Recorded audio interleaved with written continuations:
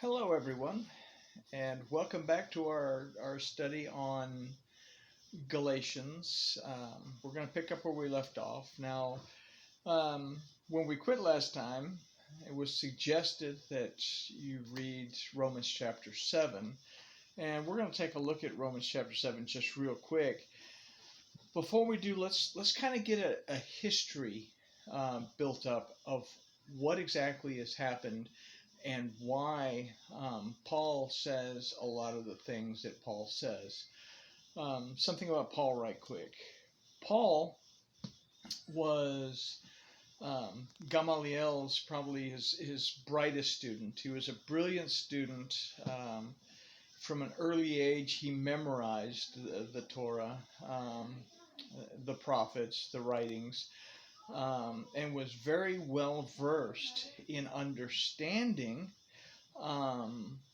these components. I've said this, and it's something that we have to absolutely keep in mind, is that we absolutely cannot understand Brit Hadashah, what's erroneously called the New Testament. There's nothing new about it. It's a restored covenant. We cannot understand Brit Hadashah if we do not understand the Torah, the prophets, and the writings. And we will never grasp what Paul is talking about if we don't understand those components. This is why Peter says that what Paul talks about is difficult to understand. And he warned us that people are going to take what Paul says and twist it around to mean what it does not mean. And that is exactly what we have in a lot of what's called Christian dogma today, Christian doctrine. So Paul is a brilliant scholar. Why choose Paul? Well, Paul would have been the obvious choice. Let's grab someone that is a diehard persecutor of Christianity and then turn him into someone who can explain it. Not a diehard supporter of Christianity. I'm sorry, because that's actually a wrong statement. Again, Brit Hadashah, the New Testament, was not written to Christians. It was written to the lost tribes of the house of Israel. So, again, Paul was the obvious choice because he understood the deep complexities of what's going on. All right, so I've bumped my gums enough. A brief history. We know that after Solomon's death, the southern house of Judah and the northern house of Israel split. Judah continued in a covenant relationship, although they were off and on in their belief system. They still maintained, even through the diaspora, even through captivity. When they came back, they rebuilt Jerusalem, they rebuilt the temple, they reintegrated the worship of Yahuwah Elohim into their belief system. So they never actually fell out of covenant. The house of Israel, the northern kingdom, however, was a different thing. As soon as the split took place,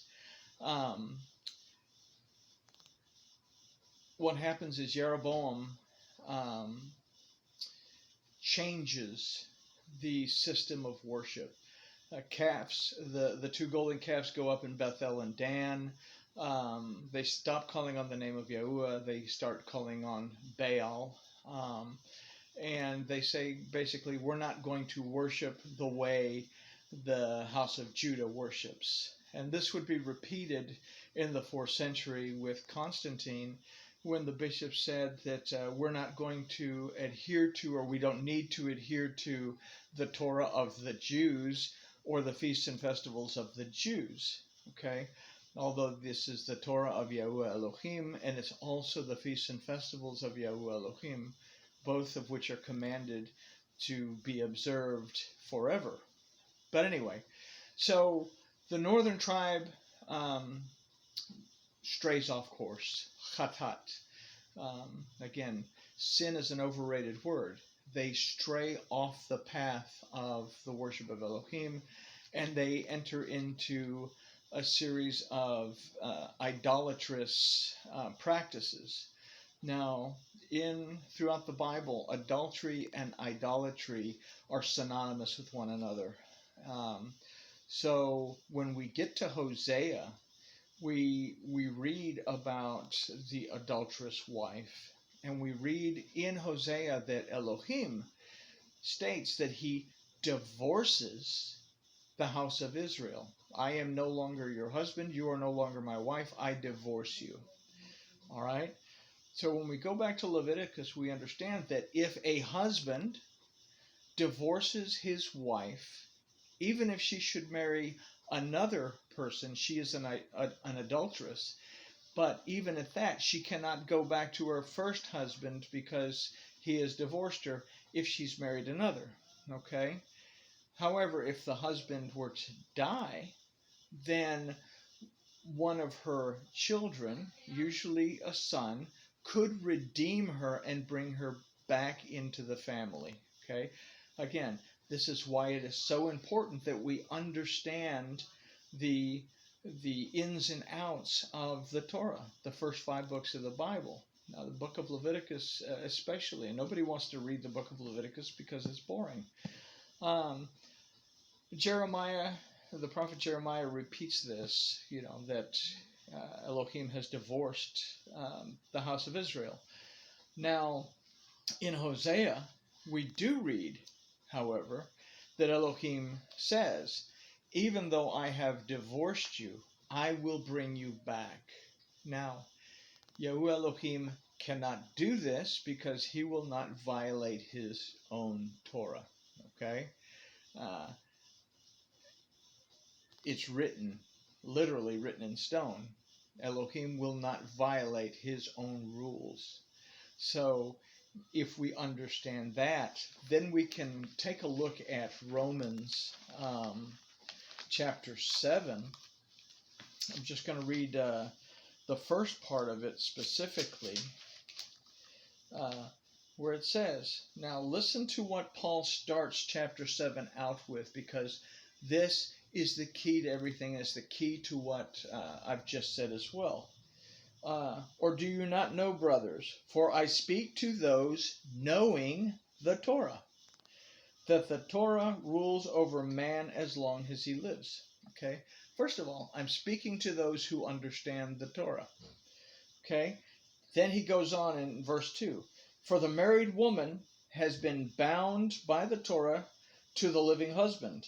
But if the husband dies, she is released from the Torah of her husband. So then, while her husband lives, she shall be called an adulteress if she becomes another man's. But if her husband dies, she is free from that Torah, from that instruction, from that rule. Okay? So that she is not an adulteress, having become another man's. Okay? So what is Paul saying here? He's reaching out to the northern kingdom living amongst the Romans. Okay, he's not talking to Mr. and Mrs. Roman citizen who are probably worshiping, I don't know, Jupiter and Athena and Mars and all that stuff. He's talking to the tribes of the northern kingdom. Okay? He is explaining to them, you are a woman, the wife who is an adulterous wife. Your husband divorced you.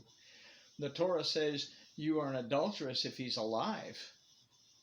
But if that husband dies, you are free from that. So what we're going to look at here when we look at chapter 5, we're going to see how that works out. In the midst of that, though, we do have some issues that we have to deal with in Galatians chapter 2, 3, and 4 that are confusing. So let's address these things in 2, 3, and 4. Let's begin. Um, let's begin in chapter 2. Um, I know it's in here somewhere because I looked at it. Um, let's start at verse 15. We Yahudim, okay, we of the southern kingdom of Judah, by nature, are not Gentiles, and we don't stray. Okay, literally it says we're not Gentiles and we're not sinners. Who are sinners?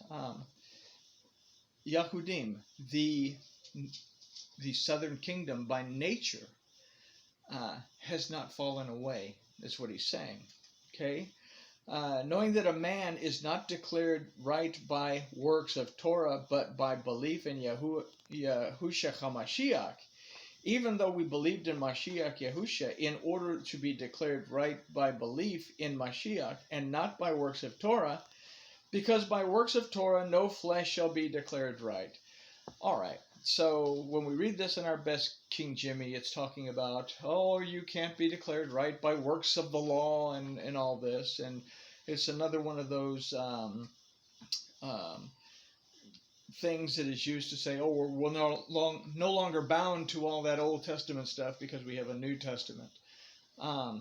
First of all, we need to understand what Paul is talking about, okay? Works of Torah.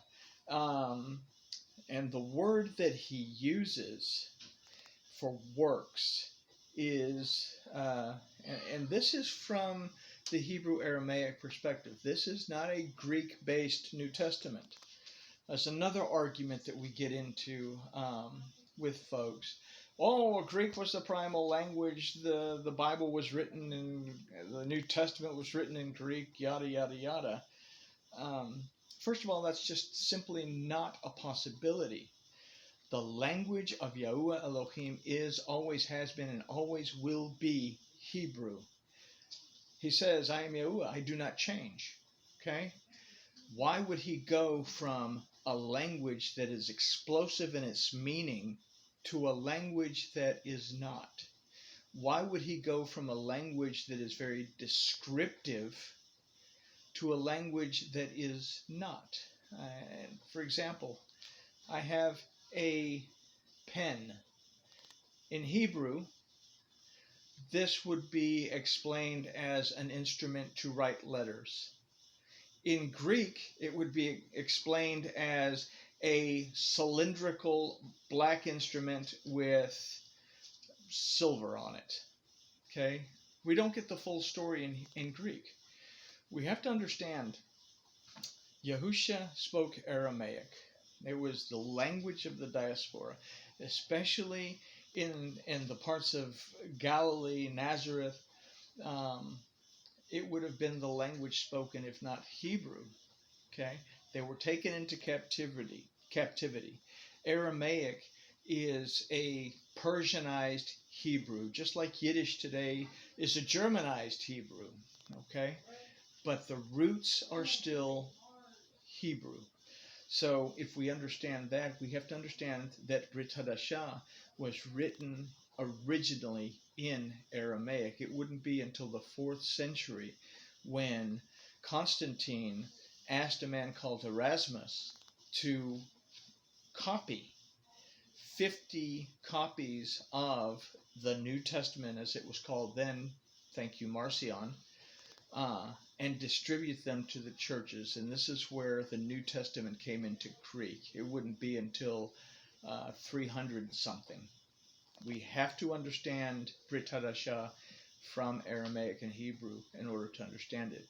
If we understand that, then we can look at what these words actually say and understand what Paul is talking about. And he says, a man is not declared right by works of Torah. First of all, the word used for man in this case is not ish, it's Adam. Okay? Adam, again, yeah, we call the first man's name was Adam, but until the fourth chapter, it was Ha-Adam, the Adam. Adam, when it speaks of Adam, it's speaking about men and women, okay? Humanity, humankind, okay? So humankind is not declared right by works of Torah. So now we have this word for works, okay? And the word used here is mitocha, which comes from a root tachanot. Tachanot is a word that means a rabbinical interpretation, something a pharisaical interpretation in the times of Paul. Okay, so when we look at Torah as a word for instruction, we consider that this word tachanot, let's just use tachanot, it's a lot easier to pronounce than the other one, that the rabbinical interpretation and instruction based on that interpretation. Okay, he's not talking about the works of the Torah based on the first 5 books. He's not talking about the instruction that we find in the Torah, to love Yahweh your Elohim with all your heart, to love your neighbor as yourself, to love your parents, to not commit adultery, to not commit murder, to avoid the pulled pork sandwich if you go to extremes. He's not talking about what the Torah is saying.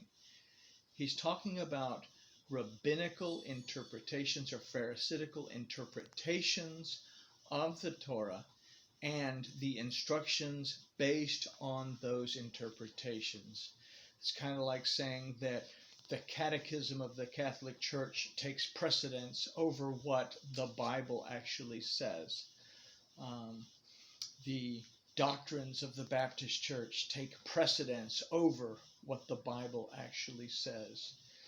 Yeah, there's a story in the Talmud about a rabbi named Eliezer, and it's about an oven. And the Cliff Notes version, Eliezer says the oven's clean. Or unclean. And the rabbis, there's 10 rabbis, and they say, no, the oven's perfectly fine. Eliezer says, no, it's not clean. And he does a series of miracles. He makes a river go backwards to prove that he's right. And he makes the walls fall down, but they don't fall down and hurt anyone. And he's ignored. Finally, he speaks to Elohim, and Elohim speaks from heaven and says, Eliezer is right about the oven. And the rabbis respond, Eliezer, it doesn't make a difference. Even if Yahuwah Elohim himself speaks to us and tells us that the oven is unclean, we say it's clean because we have the authority to interpret the Torah above what Elohim has.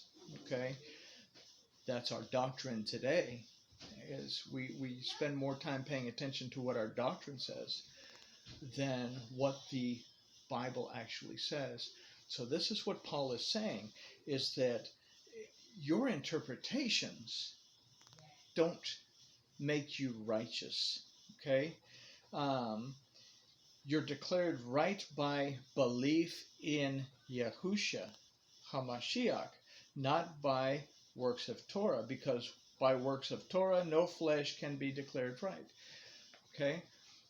We have to understand that belief, okay? Belief is another word that we have to consider.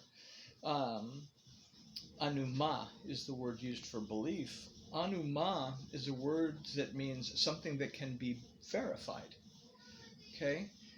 That we have to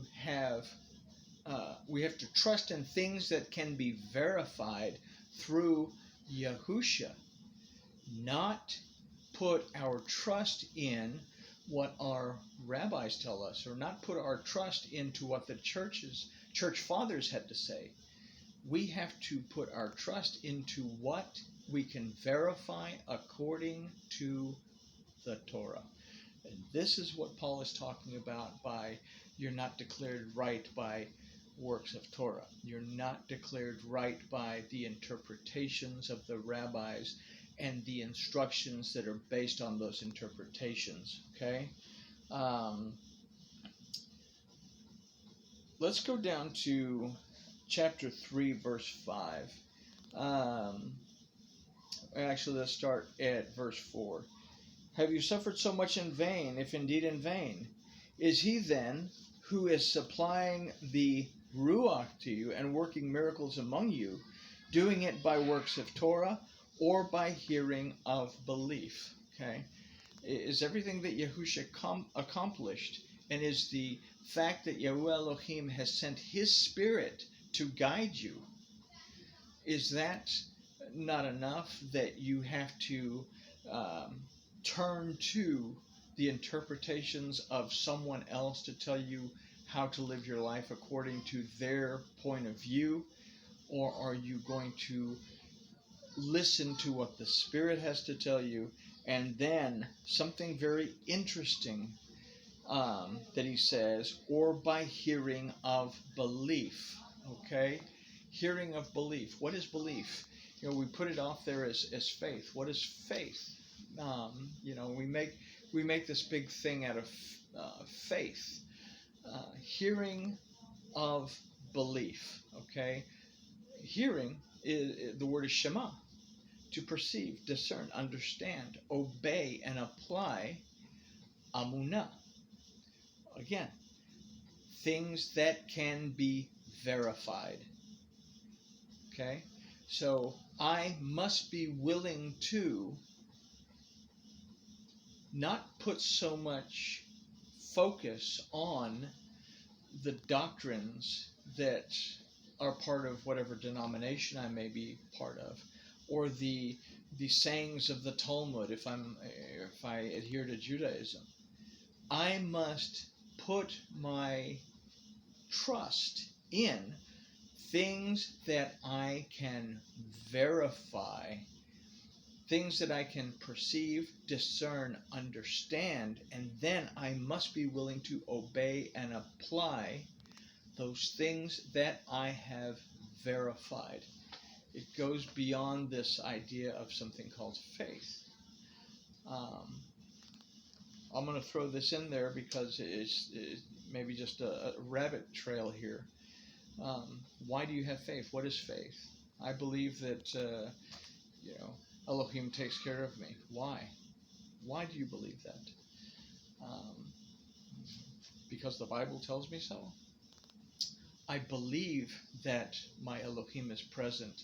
I believe that I have a relationship with my Elohim because I trust in his truth, and it is that truth that I can verify. And if I can verify his word in my life, then I draw closer to him in my relationship. Okay? So I wanted to bring that out so that we could be very clear before we go further into chapter 5. I'm going to read something out of chapter 4. Just keep this in mind before we move forward, okay? Chapter 4 says, but in verse 4, but when the completion of the time came, Yahuwah sent forth his son, born of a woman, born under Torah. All this is verifiable, okay? To redeem those who were under Torah in order to receive the adoption as sons, okay?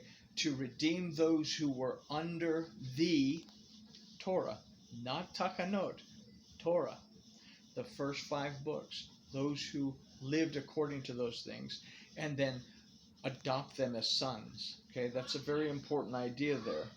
Okay, and because you are sons, Yahuwah has sent forth the Spirit of his Son into your hearts so that you can cry out, Abba, Father. Something is going to happen to these people who are receiving this adoption as the children of Elohim again, so that they can once again cry out, Abba, Father. So you are no longer a slave, but a son. Okay? So when we look at this first part, there's two components to Yahusha that we have to be aware of. The blood, of course, but also the 30 shekels of silver. Okay, remember, Judas has paid 30 shekels of silver, and then after Yahusha is arrested and put to death, Judas takes those 30 shekels of silver and throws them at the feet of the high priest. Okay, very important that we understand what's going on. That's in Leviticus. It will tell us why. But in order to redeem those under Torah, in order to receive the adoptions of sons, this requires blood. In other words, a covenant has to be restored for this to happen. The second one, because you are sons, Yahuwah has sent forth the Spirit of His Son. Let's go down further. So you are no longer a slave, but a son. This applies to both the house of Judah and to the house of Israel. All right, so with all that, let's go back to the handout. We had stopped right before I said read chapter 7 of Romans. All right, the whole Bible, all of it, from Bereshit all the way through Revelation, is written for Israel. Okay? It's not about Jews and Judaism. It's not about Christians and Christianity. Paul says, neither Jew or Gentile. Okay? This is written for Israel. So why then would Paul be addressing the Greeks? He's not. He's not addressing the Galatians. He's not addressing the Romans. He's not addressing the Philippians. He is addressing the house of Israel living among those. He's writing to the lost Israelites here in Galatia. So when you read the last page in the book of Malachi, it's still during the rule of the Persians. One page later, we begin Matthew. And it's the time where Rome ruled. So where did the few hundred years of the Greeks go? Where did that few hundred years of the Greek rules go? It's not there, unless we look at Maccabees and things. But we even find in the Maccabees it's still dealing with the house of Judah. The house of Israel is no longer present. Okay? They've been divorced. So now, as we begin Brit Hadashah, it's to restore a covenant between Elohim and the house of Israel, so that Israel and Judah can once again come together to form the whole of Israel. And when we form the whole of Israel, then we can go to Ezekiel, where it talks about the prince, and it makes sense because the prince becomes the whole of Israel. But anyway, where did the few hundred years of Greek rule go? It's not there, but it still happened. We just need to read the history books. So by this time, the lost Israelites, the house of Israel, were so hairball, were so mixed in with the world system that basically they looked, sounded, and acted like the Greeks. And thus they became known as the Greeks or the Gentiles. Even if someone from the house of Israel, let's say someone from the house of Issachar, would be recognized as being a descendant of Issachar, they would still be considered a goy. They would still be considered a Gentile. They were not considered Yahudim. Okay? There's a difference between Yahudim and a Yawani, which is another word that we find in Aramaic. They were believers in Yahuwah, but they were not Yahudim. They were not in a covenant. And we'll get some more of that. So if you read the word Greek or Gentile in the Bible, replace it with the northern kingdom of Israel. It'll make more sense now. When you'll start to understand the whole thing. Paul was preaching to the Galatian Israelites, and they wanted to start serving Yahuwah Elohim. But because they were not circumcised, they could not come into the assembly. This is something that Paul was fighting. We read a lot about certain of the Yahudim would go to Paul and say, your people are no good, they're not circumcised, they can't come in, and blah, blah, blah, because the circumcision is a mark of the covenant, but your people aren't circumcised. And again, there were a lot of Pharisees who were believers in Yahusha that stuck to their takanot. The Torah is very clear. You have to be circumcised. But it takes time to get to that particular point. Okay? If they wanted to start serving Elohim, they had to be circumcised, but they were not circumcised, and this was something that Paul struggled with. This is what the book of Galatians is actually all about, the statute of circumcision. Not really any other statute or ordinance or law in the Torah. So let's look at the circumcision. There's two parts of circumcision. First is the circumcision of the heart, then the circumcision of the flesh. You have to be in a right state of mind. You have to want to worship according to the instructions given. You want to have the relationship with Yahweh Elohim according to the instructions. Once you have that strong desire, then you move forward with getting the flesh in line as well in the physical circumcision. Okay? Deuteronomy 30, verse 6. And Yahuwah, your Elohim, shall circumcise your heart and the heart of your seed to love Yahuwah your Elohim with all your heart, with all your being,